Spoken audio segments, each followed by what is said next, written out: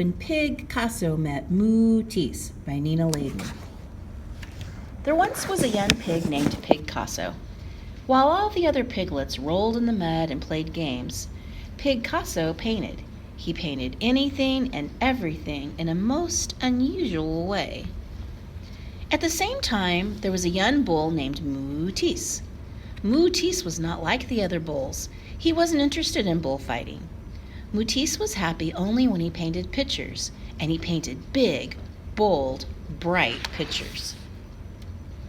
In time, word of Picasso's talent spread throughout the pig provinces. Soon, art-loving pigs from all over lined up to buy his creations. At the same time, Matisse was getting famous in the cattle community. There weren't many households that didn't own a mooster-piece.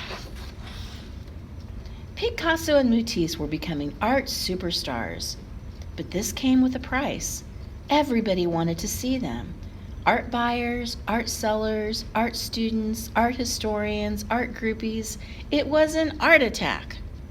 One day, Picasso got fed up and said, "I'm tired of this noisy pig pen." At the same time, Matisse declared, "I'm sick of this crowded cow town."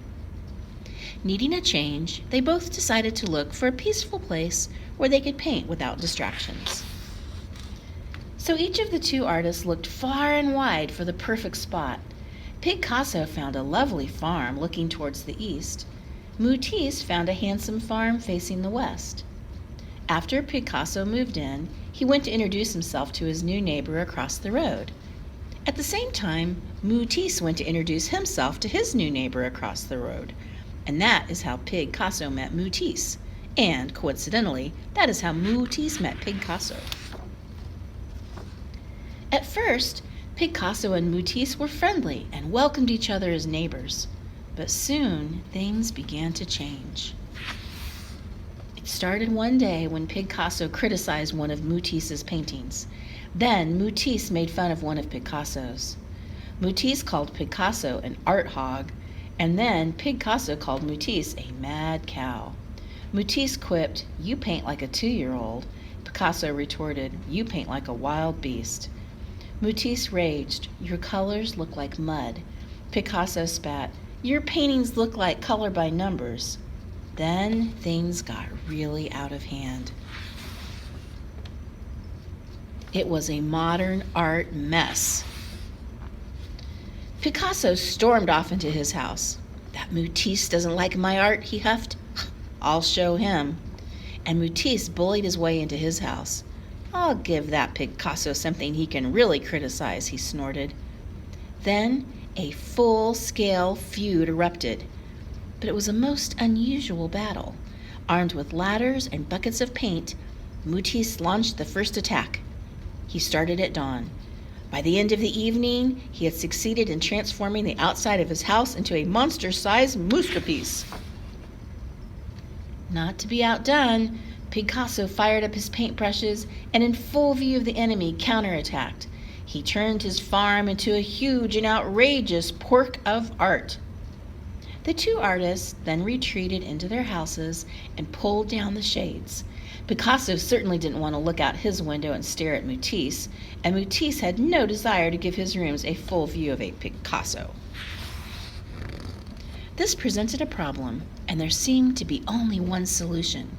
Without a word to each other, Picasso and Matisse each began to build a huge wooden fence down the middle of the road. At first, Picasso and Matisse seemed satisfied. Both artists went back to painting by themselves. But after a while, Picasso was surprised to find that he missed that bull-headed Matisse. At the same time, Matisse found his studio empty without the presence of pig-headed Picasso. Picasso pondered, "That Matisse isn't such a bad artist. He has some interesting ideas." Matisse moaned, "That Picasso may not paint like me, but he knows what he's doing." However, being naturally pig-headed and bull-headed, neither artist knew how to apologize to the other, so they did what they do best. They let their paintbrushes do the talking. Picasso painted on one side of the fence, and Matisse painted on the other. Each worked until they were exhausted. It was strangely quiet when they were done.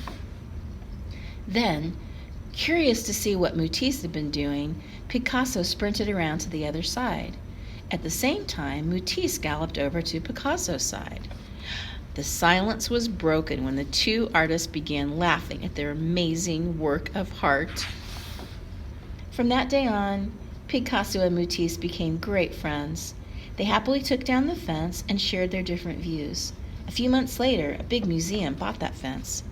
Picasso called his side when Picasso met Matisse, and Matisse called his side when Matisse met Picasso.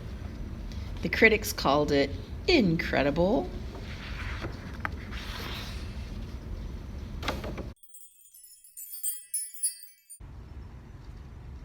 All right, so we just finished reading this book for Art2Go, When Picasso Met Matisse.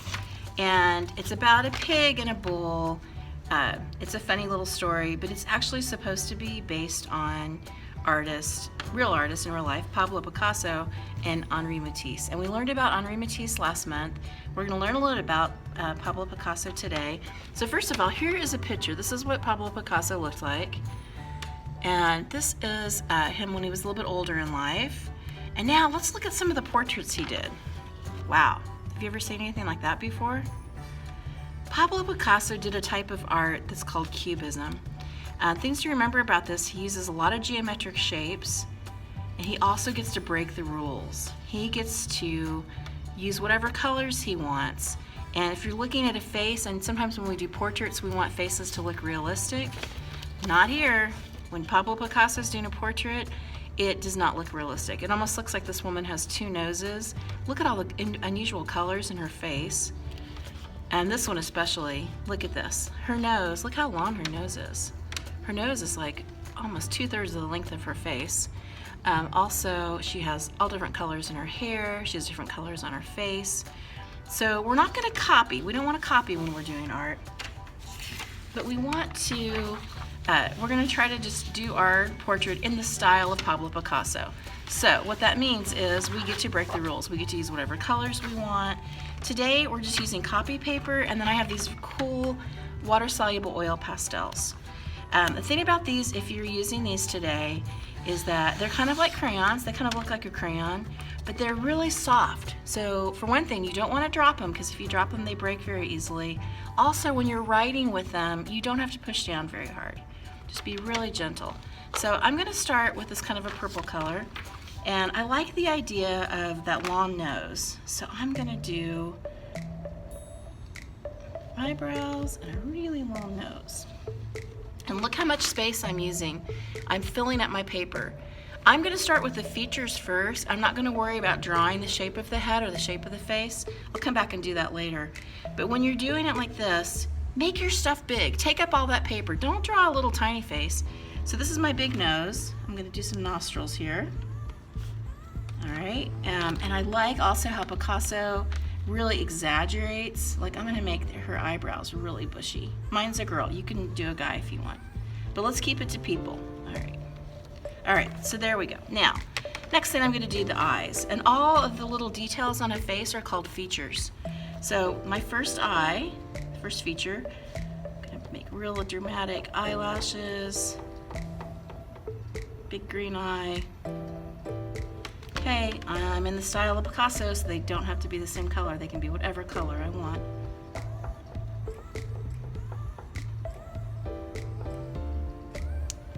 All right, what else do I need for my face? What other features do we have? What about a mouth? I don't know what it's called, but I like that the little thing that goes under your nose, between your nose and your lips. There's my mouth. Again, if I want to color this in, I'm just really gently going to touch down with this pastel. If you don't have pastels, if you don't have these oil pastels, you could use crayons, you could use colored pencils. It's fun to use color though, because Picasso used such fun colors. All right, what else? How about some cheeks? And I really like this idea of using different colors and not having it match. So there's two cheeks. What else? I could even come back with a little different colors there. Oh, I always remind my students when we do this in class, don't forget the ears.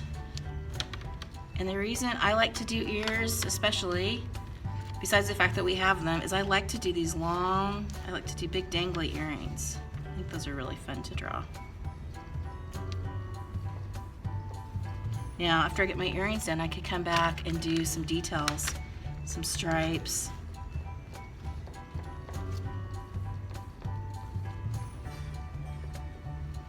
Okay, maybe my person has some freckles. I might give her some freckles. All right, one of the last things I'm gonna draw, hair. And I like to make kind of crazy hair. I like kind of curly hair. Whoops, I don't want to use the same color as my eyebrows. Let's do maybe this kind of red. But like Picasso, I could use both of those. I could come back and have some of that purple mixed in with my hair. Try to keep these in the box because if they roll off your table or your desk, they are gonna break. They're really soft.